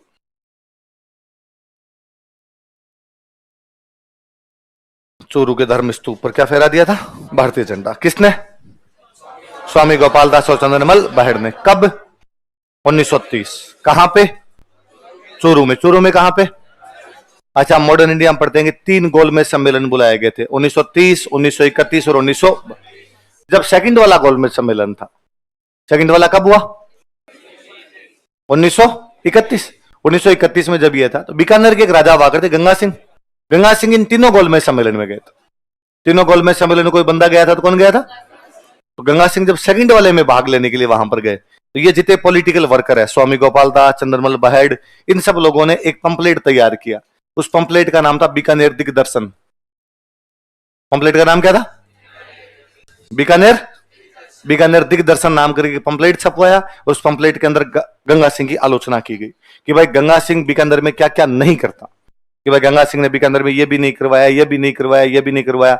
उनके कहने का मतलब यह था कि देखो यार, लंदन में आके तो राजा ये कहता है कि भारत में ऐसा शासन होना चाहिए, भारत में लोकतंत्र लाओ, भारत में होम रूल लाओ, भारत में सेल्फ गवर्नमेंट लाओ, पर हमारे बीकानेर में किसी भी प्रकार की सेल्फ गवर्नमेंट नहीं है। तो गंगा सिंह की आलोचना कौन से पर्चे में की गई? कौन से गोलमेज सम्मेलन के दौरान? और ये पर्चे लंदन में बंटवा दिए। कहां पर बंटवा दिए? लंदन के अंदर पर्चे बंटवा दिए। ये जो दूसरे वाला गोलमेज सम्मेलन था, इसके अध्यक्ष हुआ करते लॉर्ड सेंकी। अध्यक्ष कौन था? तो लॉर्ड सेंकी तक के पास में पर्चा था। तो कहते भाई उस गोल मेज के चारों तरफ बैठे, गंगा सिंह के बोलने की बारी आई। गंगा सिंह के बोलने की बारी आई तो लॉर्ड सेंकी के पास में पर्चा था। लॉर्ड सेंकी ने पर्चा गंगा सिंह की तरफ कहा, राजा जी थोड़ा इस पे भी बोलो देखे। गंगा सिंह ने पर्चा लिया, उसमें लिखा गंगा सिंह ये नहीं करता, ये नहीं करता, ये नहीं करता, ये नहीं करता। गंगा सिंह का आज थोड़े कंठ खराब है, कल बोलूंगा मैं इस पे। गंगा सिंह जी वहां से बाहर आए। बाहर आते गोलमेज सम्मेलन तो किया रद्द, कि आपने भाग ही नहीं लेना इसमें। हाथों हाथ बीकानेर की टिकट करवाई वापस। बीकानेर आए और कहा लिस्ट बनाओ कौन कौन अपने खिलाफ था। पता चला साहब फलाने फलाने खिलाफ थे, उनको पकड़ के जेल में डाल दिया। उस मुकदमे का नाम था बीकानेर षड्यंत्र मुकदमा। क्या नाम था? कि कुछ लोगों ने बीकानेर के खिलाफ क्या रचने की कोशिश की? षड्यंत्र। बीकानेर की छवि लंदन में खराब करने की कोशिश की, इसलिए इनके खिलाफ षड्यंत्र का मुकदमा चलाया जाए। इसलिए इस मुकदमे का नाम क्या था? बीकानेर षड्यंत्र। लिखो 1931 ईस्वी में इन 1931 एडी, 1931 ईस्वी में इन 1931 एडी दूसरे गोलमेज सम्मेलन के दौरान, during second round table conference, दूसरे गोलमेज सम्मेलन के दौरान, during second round table conference, दूसरे गोलमेज सम्मेलन के दौरान, during second round table conference, Bikaner Maharaja Ganga Singh के खिलाफ बीकानेर दिग्दर्शन नामक पर्चे बांटे गए। पैम्पलेट नेम्ड बीकानेर दिग्दर्शन, पैम्पलेट्स नेम्ड बीकानेर दिग्दर्शन वर distributed against Bikaner Maharaja Ganga Singh.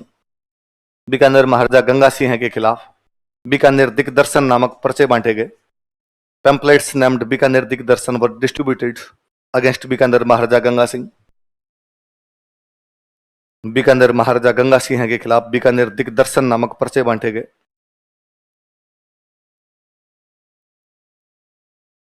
Pamphlets named Bikaner दिग्दर्शन वर डिस्ट्रीब्यूटेड अगेंस्ट बीकानेर महाराजा गंगा सिंह। नया हेडिंग डालो, बीकानेर षड्यंत्र मुकदमा, Bikaner conspiracy case,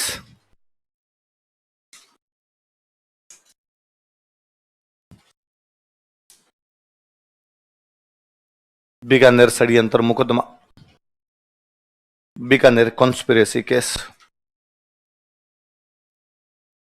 Bikaner conspiracy case, Bikaner षड्यंत्र मुकदमा।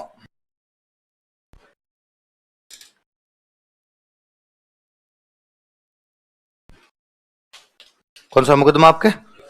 बीकानेर षड्यंत्र मुकदमा। कब हुआ?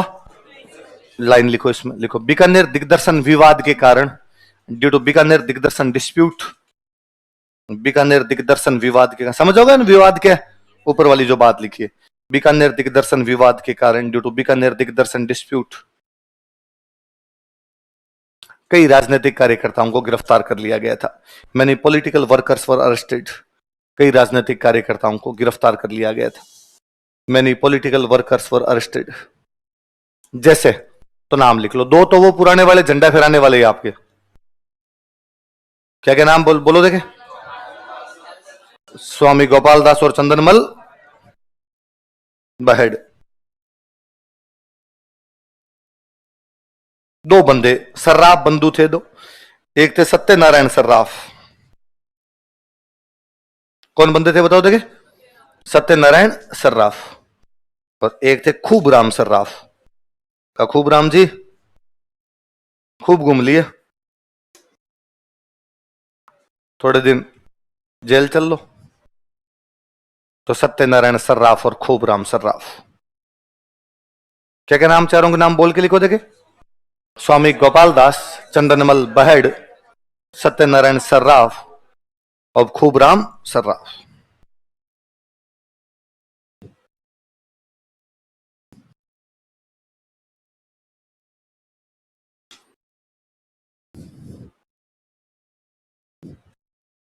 दोबारा बताओ देख कौन कौन है? स्वामी गोपाल दास, चंदनमल बहेड़, सत्यनारायण सर्राफ और खूब राम सर्राफ। अब साहब आया प्रजामंडल बनाने की बारी। तो प्रजामंडल बनाया कहां पे? बीकानेर में प्रजामंडल बनाओ तो गंगा सिंह पकड़ ले। तो प्रजामंडल बनाया गया था कलकत्ता में। कहां पे बनाया गया? ये बात याद रखने वाली है कि बीकानेर प्रजामंडल कहां स्थापित किया गया था? लिखो 1936 ईस्वी में, इन 1936 एडी, 1936 ईस्वी में, 1936 एडी, कलकत्ता में बीकानेर प्रजामंडल स्थापित किया गया। Bikaner Prajamandal was established eight Calcutta, Calcutta में बीकानेर प्रजामंडल स्थापित किया गया। Bikaner Prajamandal was established eight Calcutta. नेता लिख लो, कौन कौन नेता थे?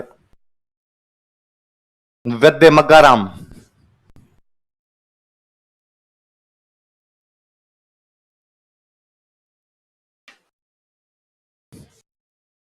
मुक्ता प्रसाद। नेता, प्रजामंडल के नेता लिखो भाई, किस किसने बनाया प्रजामंडल? संस्थापक लिख लो।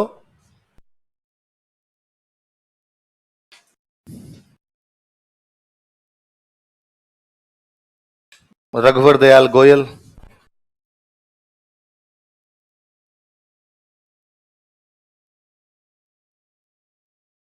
और एक महिला का नाम याद रखना पक्का पक्का, लक्ष्मी देवी आचार्य। ये 2013 के प्रीलिम्स का सवाल था कि लक्ष्मी देवी आचार्य कौन से प्रजामंडल की थी? कौन से प्रजामंडल की?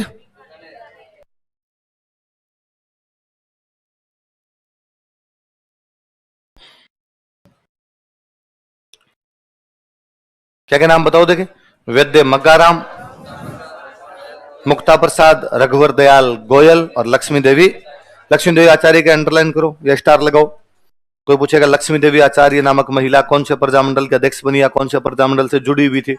बीकानेर है ना, अध्यक्ष बनी थी प्रजामंडल की। क्या क्या नाम दोहराओ तो? वैद्य मग्गाराम, मुक्ता प्रसाद,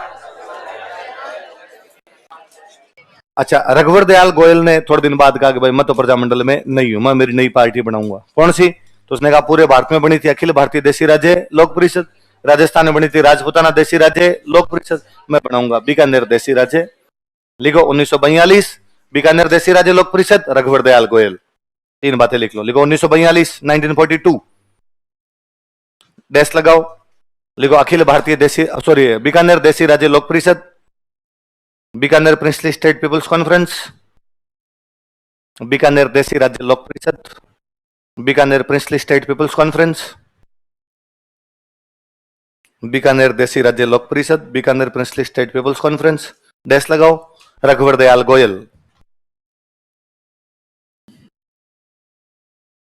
किसने बनाई ये पार्टी? रघुवर दयाल गोयल। कब बनाई? 1942। कौन सी पार्टी? बीकानेर देसी राज्य लोक परिषद। अब आगे सुनो, देखिए 1 जुलाई 1946 का दिन था। कब का दिन था? गंगानगर के अंदर एक जगह पड़ती है रायसिंह नगर। कौन सी जगह थी? और प्रजामंडल वाले वहां जुलूस निकाल रहे थे, फायरिंग कर दी गई उस जुलूस पे, और उस जुलूस की फायरिंग के अंदर एक बीरबल नाम का लड़का शहीद हो गया था। कौन सा लड़का शहीद हो गया? इसलिए बाद में इस बीरबल के नाम पर 17 जुलाई को बीरबल दिवस मनाया गया। क्या दिवस मनाया गया? कौन सा दिवस था?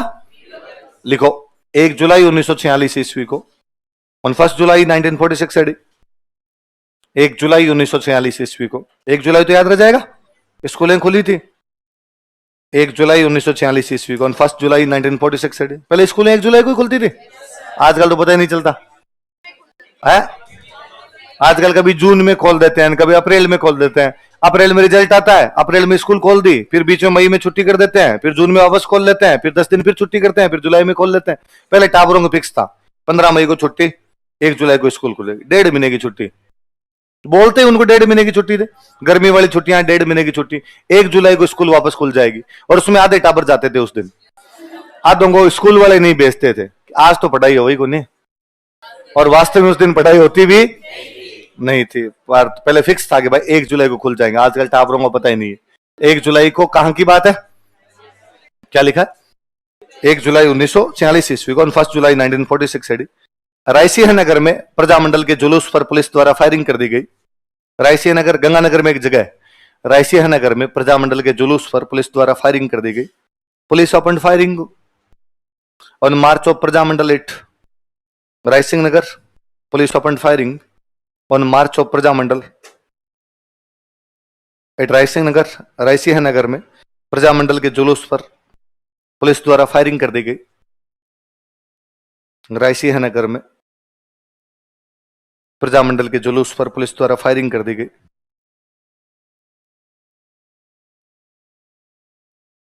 तथा इसमें बीरबल नामक युवक शहीद हो गया।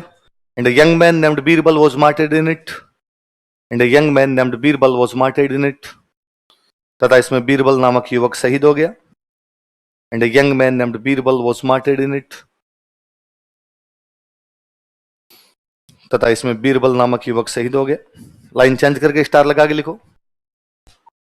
अतः 17 जुलाई को, ऑन 17 जुलाई, अतः 17 जुलाई को, ऑन 17 जुलाई बीकानेर रियासत में बीरबल दिवस मनाया गया था। बीरबल दिवस was conducted in Bikaner state. Bikaner रियासत में बीरबल दिवस मनाया गया था। बीरबल दिवस was conducted in Bikaner state.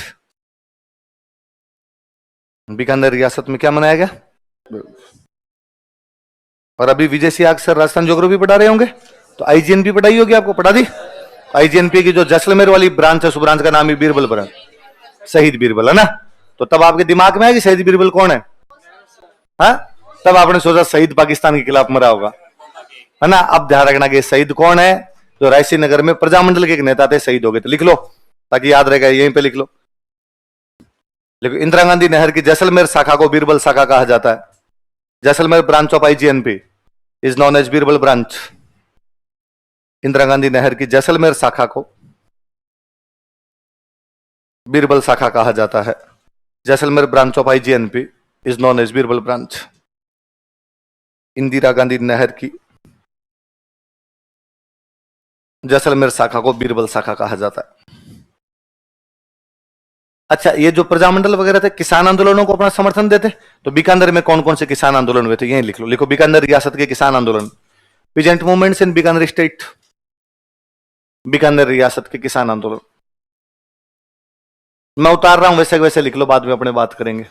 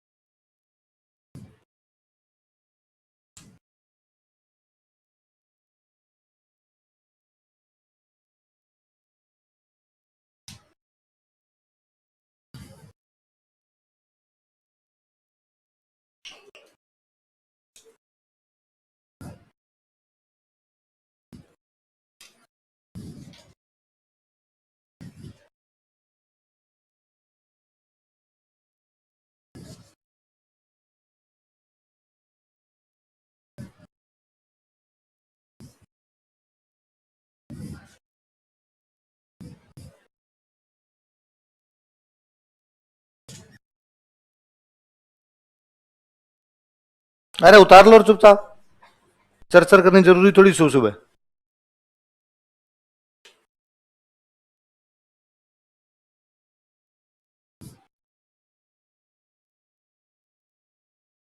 जैसा लिखा है वैसा वैसा उतारो, फिर मैं समझा देता हूं।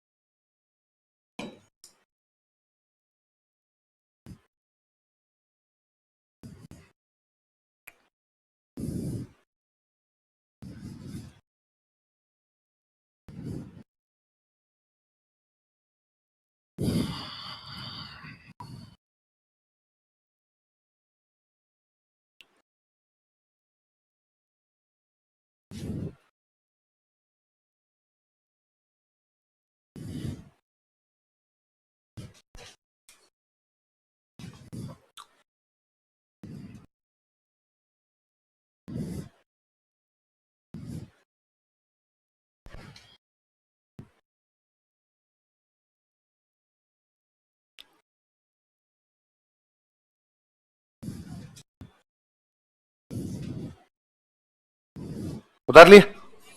अच्छा अब सुनो, देखो ये सन तो छोड़ो, ये गांव के नाम है इधर, है ना। सन तो याद हो तो ठीक है, नहीं याद हो ठीक है। बीकानेर के अंदर एक गांव पड़ता है उदरासर। कौन सा गांव है? तो उदरासर में किसान आंदोलन हुआ, नाम क्या हो गया? उदरासर किसान आंदोलन।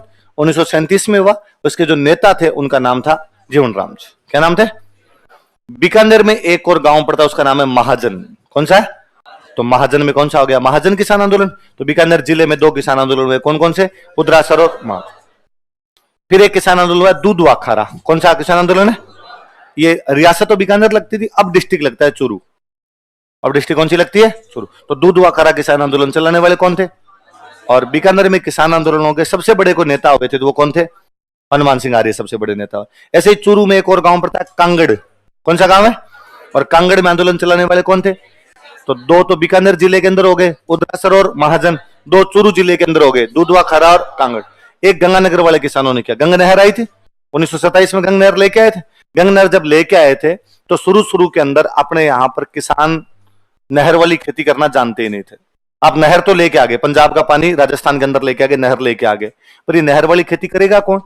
अपने किसानों को जब कहा, बीकानेर, चूरू, हनुमानगढ़, गंगानगर के जो लोकल किसान थे, भाई 4 डिस्ट्रिक्ट आते रियासत में, इनको कहा कि तुम खेती कर लो, तो उनका हमें तो आती नहीं। तो अभी खेती कौन करेगा नहर वाली? इसलिए पंजाब से किसान लेके आए और पंजाब वाले किसानों को इन इलाकों के अंदर लाके बसाया कि भाई तुम यहां पे रहो और तुम ये खेती करो, तो हमारे लोग भी धीरे धीरे सीख जाएंगे। इसलिए गंगानगर में सिख बहुतायत के अंदर है। तो गंगानगर में सिख इसलिए है क्योंकि उस समय खेती करवाने के लिए गंगा सिंह जी नहर के साथ साथ में किसान और लाए। उनको लालच दिया कि तुम्हें हम सस्ती जमीन देंगे, और जो सस्ती जमीन देंगे वो भी किस्तों में देंगे। तो मान लो किसी एक किसान के पास पंजाब के अंदर 10 बीघा जमीन थी और पंजाब में रेट ज्यादा थी, उसने मान लो 10 बीघा वहां पे 10 लाख के अंदर बेची, तो यहां पर उसको कहा कि तेरे को तुम पूरा मुरब्बा ही 1 लाख में दे देंगे, तो 10 मुरब्बे खरीद ले इधर अपने। एक मुरब्बे में 25 बीघे होते हैं। कितने बीघे? 25 बीघे। और ये रुपए भी तेरे को एक साथ नहीं देने, ये रुपए तू किस्तों के अंदर दे देना। तो किस्तों के अंदर रुपए दिया करते थे। बीच में क्या हुआ, किसानों की किस्तें ड्यू हो गई, फसल वसल नहीं हुई, तो किसान टाइम पे नहीं दे पाया पैसे, तो किस्तें क्या होने लगी? ड्यू।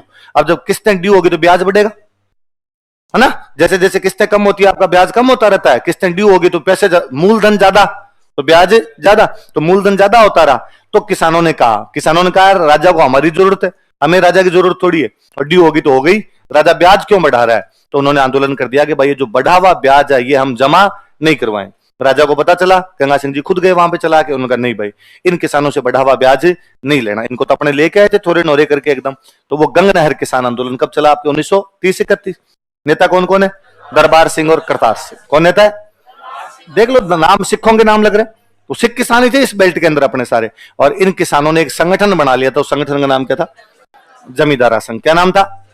गंगानगर साइड में किसान को जमींदार बोलते हैं। किसान को क्या बोलते हैं?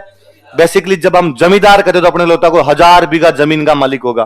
गंगानगर में जिसके पास 2 बीघा जमीन है वो भी जमींदार है, जिसके पास थाना वो थानेदार, जिसके पास मनसब वो मनसबदार, जिसके पास जमीन वो, तो वहां जमींदार गरीब भी हो सकता है।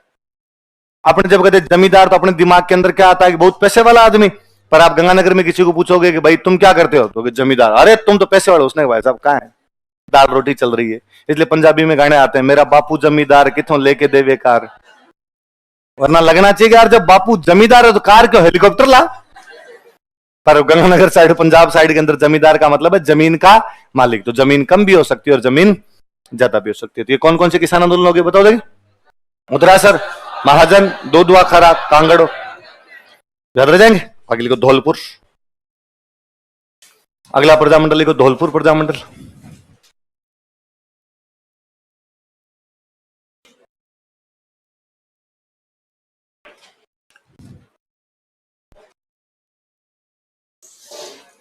अगला प्रजामंडल कौन सा है? धौल। अच्छा, अपने मॉडर्न इंडिया पढ़ते तब एक बंदे का नाम पढ़ते हैं, स्वामी श्रद्धानंद सरस्वती। पढ़ते हैं? गांधी जी स्वामी श्रद्धानंद सरस्वती के बुलाने पर दिल्ली जा रहे थे और उन्हें पलवल रेलवे स्टेशन पर गिरफ्तार कर अंग्रेजों ने पुनः बॉम्बे भेज दिया था। पढ़ा था? आर्य समाज के नेता थे। किसके नेता थे? और आर्य समाज भी जब अपने पढ़ते हैं तब इनका नाम पढ़ते हैं। और अपने पढ़ते हैं इन्होंने डीएवी स्कूल वगैरह बनाए थे। पढ़ते हैं? तो धौलपुर में यदि पॉलिटिकल अवेकनिंग, राजनीतिक चेतना आई थी तो किसकी वजह से आई थी? लिखो, आर्य समाज के नेता श्रद्धानंद सरस्वती ने, श्रद्धानंद सरस्वती लीडर ऑफ आर्य समाज, आर्य समाज के नेता श्रद्धानंद सरस्वती ने, श्रद्धानंद सरस्वती लीडर ऑफ आर्य समाज, आर्य समाज के नेता श्रद्धानंद सरस्वती ने,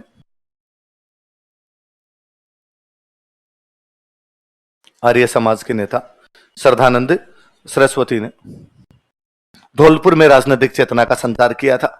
infused political awareness in Dholpur, infused political awareness in Dholpur, Dholpur में राजनीतिक चेतना का संचार किया था। Infused political awareness in Dholpur, Dholpur में राजनीतिक चेतना का। अब इधर देखना, धौलपुर में 3 पार्टियां बनी थी। एक पार्टी का नाम था आचार सुधारिणी सभा। क्या नाम पार्टी का बताओ देखिए? एक बार इधर देखना, बाद में लिख लेना। एक पार्टी का नाम था नागरी प्रचारिणी सभा। कौन सी है? नागरी का मतलब देवनागरी भाषा, देवनागरी भाषा का मतलब हिंदी, हिंदी के प्रचार के लिए। एक तो आचार सुधारिणी मतलब समाज सुधार, नागरी प्रचारिणी मतलब हिंदी का प्रचार प्रसार, और एक जो हम पढ़ रहे हैं वो प्रजामंडल। कौन कौन सी 3 पार्टियां बताओ देखिए? नागरी प्रचारिणी सभा, और ये बनी 1910, ये बनी 1934 और ये बनी 1936। कब कब बनी बताओ देखिए? 1910, 1934, 1900। इधर देखना है, एक बार सुनना। इन तीनों को बनाने वाला एक आदमी है, ज्वाला प्रसाद जिज्ञासु। कौन बंदा है? ज्वाला प्रसाद। यहां पर भी ज्वाला प्रसाद कितना जिज्ञासु आदमी था कि बार बार नए संगठन बनाता था। यहां पर भी ज्वाला प्रसाद मतलब जिज्ञासा खत्म होने का नाम ही नहीं ले रहे। कौन कौन से संगठन बनाए बताओ देखिए? आचार सुधारिणी सभा, नागरी प्रचारिणी सभा, प्रजामंडल। कब बनाया? 10, 34, 36। तीनों में कौन? ज्वाला प्रसाद जिज्ञासु, ज्वाला प्रसाद जिज्ञासु।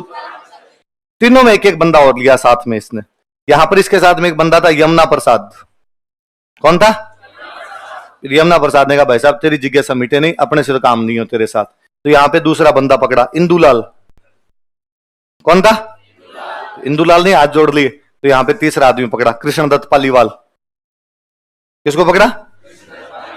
तो कौन कौन से 3 संगठन है बताओ देखिए? नागरी प्रचारिणी सभा और प्रजामंडल। कब कब बने? 10, 34, 36। तीनों में कॉमन मैन कौन है? ज्वाला प्रसाद जिज्ञासु, ज्वाला प्रसाद जिज्ञासु, ज्वाला प्रसाद जिज्ञासु। 3 अलग कौन है? यमुना प्रसाद, इंदुलाल। उतार लो।